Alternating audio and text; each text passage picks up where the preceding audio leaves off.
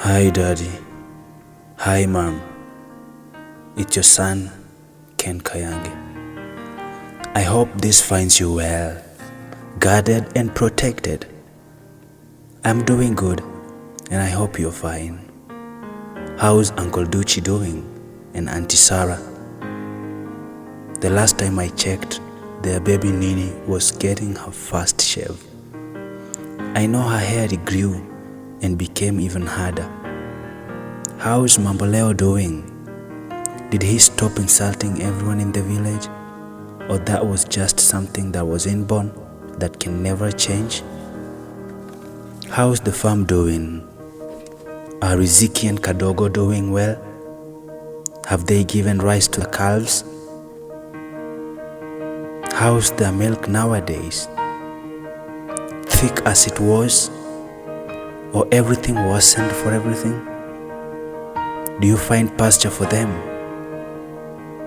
I miss you dearly. I miss all the good and bad moments together, but I promise to see you soon. When I was under your care and protection, that is when I was still under your roof. Everything seemed so nice. I had just met the world, but not alone. I had just tasted the grief, but not as such. However, ever since you decided that I am now a man and that I should go out and test the world, that day that I picked my belongings and said goodbye, that day that you waved at me and said, "Goodbye, our son, take care," that very day was the beginning of everything. Everything started happening. I was forced to look for a house and start paying rent. I was forced to start buying my own clothes. I was forced to start putting food on the table for myself. The world started running so fast and everything became a mess.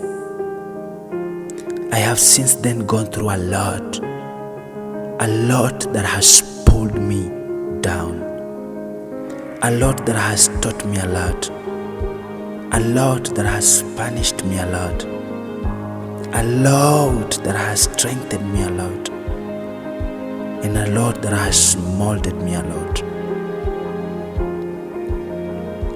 I have landed some jobs spanning all the way from sweeping people's compounds to make a living, pruning flower beds and doing a lot of casual, for that's the only thing that a form for liver can do. I am not mocking you for not getting me to college or university, because up to secondary school was full lot of struggles for you, and I saw it. I saw how you struggled. I saw how you denied yourselves. I saw it all, parents. I saw it. I have met a lot of people along the way. People who have discouraged me and made me feel that I am not capable. I have tried to please them. I have done everything to prove myself to them. I have even shed my tears to show them my innocence. But the world has still remained to be the world. And through the process, I have learned to do my things my own way, without trying to please others. Some of these people have made me feel like I should give up with life, but overcame by power. People have always been good when you're on your highs, but not on your lows. Phone calls after other, every minute and every hour. The world has taught me life the hard way. I have hardened and become sharp. People have pulled me down. They've made me realize that everything is just as important as the other. Mom, I'm so sorry to say that sometimes I've walked away from the ways you taught me and found myself on paths of darkness. But faithfully, the rod of the Lord has always driven me back onto the road.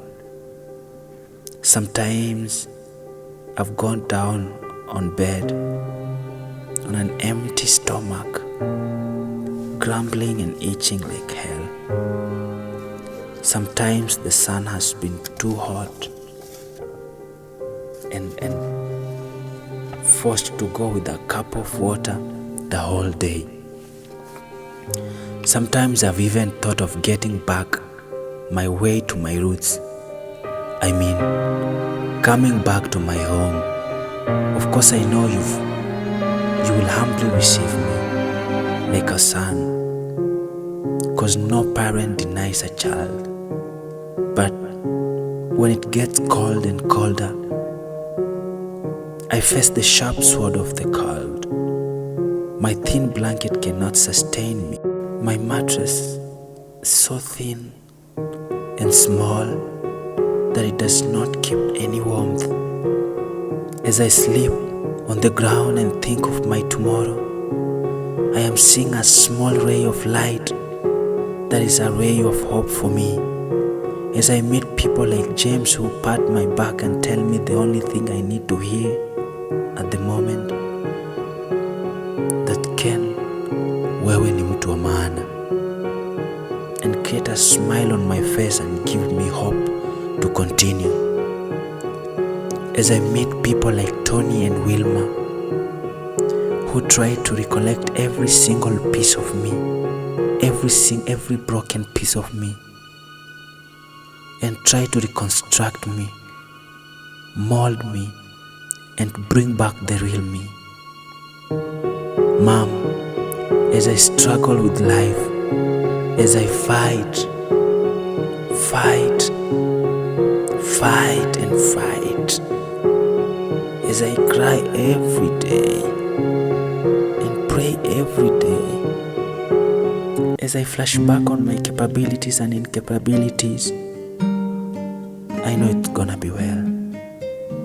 I trust in God and know it's gonna be well. I know you're not yet out of life full of poverty and suffering. Me and my brothers are planning on how to buy land and build you a good house. It's through Mommy's suffering, strictness, that made us straight and knew the correct ways of life. I am always glad to mention that I belong to the great Kayange family. Our family is not great by chance, but by the determination you two had and the prayerful life you chose to live. The spirit you instilled in us and the morals you inculcated into our lives. Dad,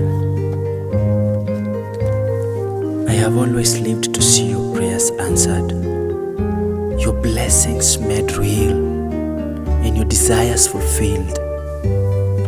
Your unhealthy condition is due to your continued suffering. You did heavy jobs to spoon feed your kindles. Has Mommy stopped complaining of backache, pain in joints and her legs? Has she settled her mind and stopped spending sleepless nights thinking of what the children are going to eat the next day? Has she stopped thinking of how to settle the debts she created at the kiosk? Dad, have you stopped thinking that much on how to pay school fees, how to dress your children? When was the last time you slept on a mattress? Tell me, Dad. Tell me. Have you stopped being rained on as you sleep in the deep night? Have the large chunks of termite from soil, from the grass thatch, stopped falling on your beddings as you sleep? Have they stopped laughing at you, calling you all sorts of names and mimicking you whenever you speak? Have you stopped walking barefoot on the sand and carrying charcoal to the streets to get a living? It's very important I'm so sorry for having reminded you these things. I just felt I had to. It's very important in my life. It reminds me of where I come from and where I'm headed to. I'm always aware of one thing, that you're too young to start living like the aged. However, it's due to continued suffering and hard work that makes you that weak. My eyes have filled with tears every time I recall all you went through to bring us up. All the way from carrying heavy loads of charcoal to the market, spending hours and hours on people's farms in exchange of food. You were very selfless. You didn't buy any good clothes for yourselves. You didn't live life like a dignified people, just because you knew what the future of your family needed. How I wish that the Lord you pray, the one you've always trusted in, the one you've always bowed down to, can never forsake you.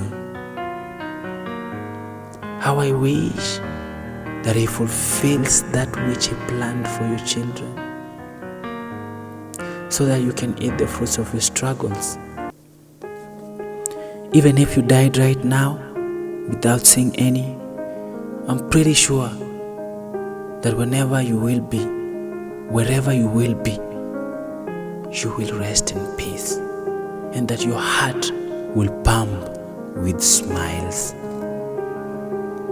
I remember vividly Daddy telling me, "Work hard, my son, so that you can embarrass those who look down on this family, that they may say that that weak man produced an army, a strong army." I am living to be an inspiration to others. I always have prayed that God uses me as a vessel, and that He gives me a testimony to believe, a living testimony to inspire and create more Kayanges. I know my flesh is wicked. It's just like any other flesh, wicked. It's just full of desires, which have sometimes led me astray. Lastly, Mom and Daddy, I have kept everything you taught me in mind, and I will live as per it. I will follow every single word of it, and I'll pass it from generation to generation, for I know that is the truth that the society lacks right now. I love you so much, parents. I love all my family members. I have none like you. Say hi to all who knows me. Bye. Bye. Bye, Mommy and Daddy. Bye. Bye.